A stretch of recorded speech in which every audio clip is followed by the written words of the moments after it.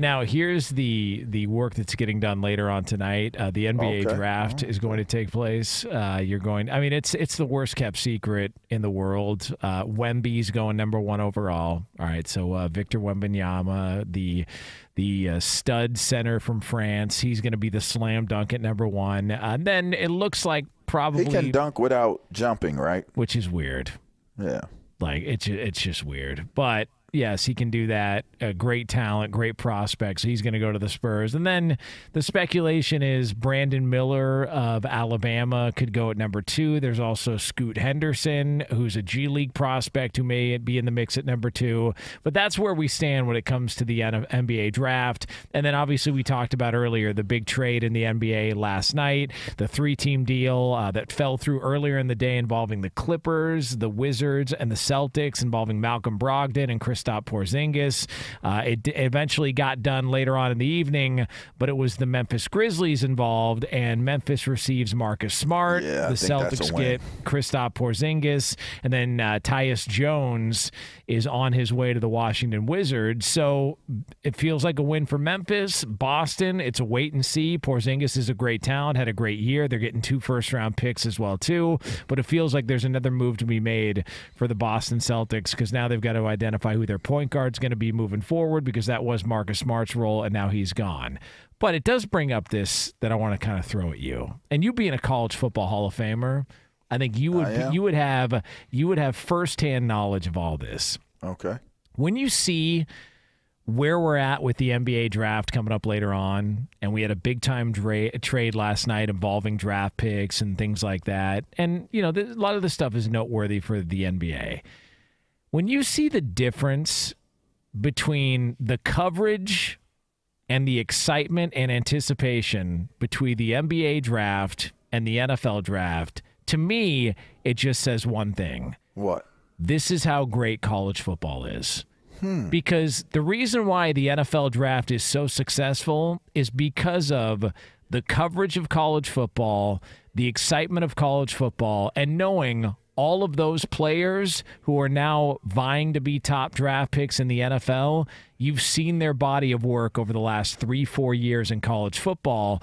And because of that coverage, because of how exciting that sport has gotten and how exciting that sport is in the fact that it's the number 2 sport behind the NFL, I think that's what's lacking when it comes to the NBA. It's not the most original thing in the world to say, well, we don't know who some of these players are. That's why we're not familiar with them when it comes to the NBA. But it does highlight the fact that college football has done so well and is put on a platform and been so successful. I think that's what drives the interest when it comes to the NFL and the NFL draft that we don't see in the NBA. I think that's a strong theory. I wouldn't say I disagree with that. I do think that you get an opportunity to get to know players a little bit better in college because you are contractually obligated to put in 3 years at the college level. And depending on what team you're playing on and what conference you're playing in, people get to know you very well. I mean, during my career, you asked me from experience, people definitely got an opportunity to get to know me over the 3 years' time that I was in state college. So it is a little different with basketball. I think now basketball, you do have to stay, 1 year now? I think it is. Is it 1 year? Yeah, I mean, you can do the G League route like Scoot Henderson did. Right, but if you go to college, it is like 1 year, correct? Yeah. So, I do think that there is a level of obscurity that's connected to some of these players, but I will say this. To somebody who is a basketball purist, a basketball fan, a basketball enthusiast, they know in basketball culture, this is like super exciting, and they are excited about the draft, and they are excited about figuring out where guys from overseas and G League where they're going to end up going to play. I just think mainstream. When you speak mainstream, I just think that it just comes down to the popularity of, and this might sound crazy, but I think it's the popularity of the programming, Jonas. I don't even, like, I'm not even going to say it's the popularity of football. I think it's the popularity of the programming surrounding it. I think, and you talk about obscurity, and look, there are people that feel passionate about certain things that on a national level just aren't as exciting to others. Like, look, Alexander Volkanovski may be the best pound-for-pound MMA fighter on the planet. He's unbelievable. He fights in the UFC. I know that because I love watching the UFC, but to a lot of people that may not resonate or generate the sort of eyeballs and attention that would come along with one of the greats in their sport in another sport.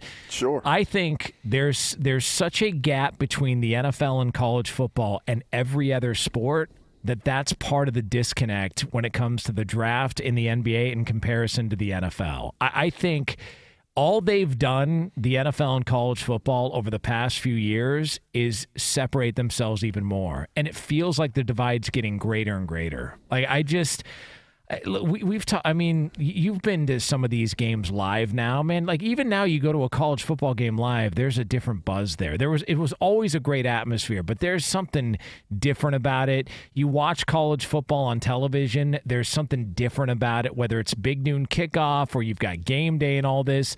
There just feels like we've wrapped our arms around the idea that, all right, here are your 1 and 1A, and then we've got a bunch of B's and C's below that. And that's why I feel like you don't get necessarily enough of the buzz or as much of the buzz when it comes to, I mean, Victor Wembanyama is one of the great prospects of all time, according to everybody who's discussed it.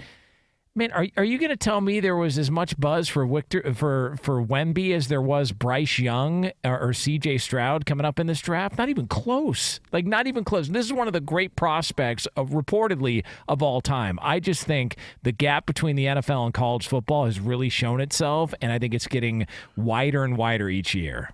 It's interesting because stars in basketball are more celebrity, like more movie star like than celebrity or stars in football. Yeah.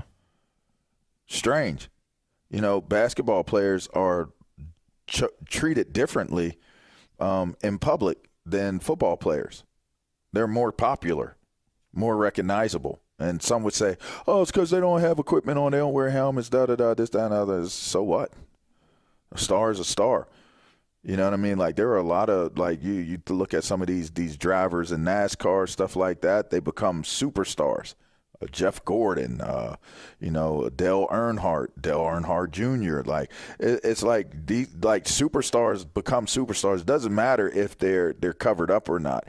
So one of the most interesting kind of phenomenons to me is how popular football spectacles are, but it's really, in reality, it's actually the shield or the brand that actually seems to resonate more. Yeah. So if I would say anything as it applies to the National Football League or college football, it's the pageantry, it's the entertainment, it's the connection points. I think the way you connect as a football fan is different than any other sport. And being able to come into a place where you're a dot, you're literally so far away from the field, you are a dot from the football field. But the people around you see your face, and you see their face.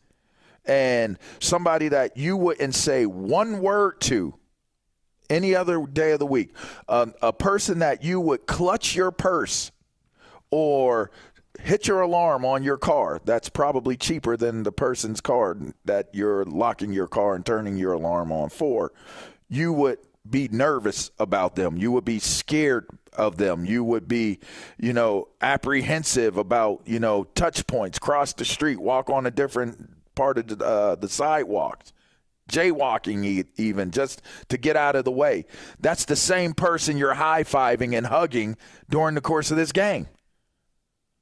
I've seen people end up falling in love that come from very, very different places, but the spectacle of football, the pageantry, the family environment, the come-togetherness of what cheering for your team represents, it supersedes all of those things. It supersedes race. It supersedes economic status. Nothing else matters except the team.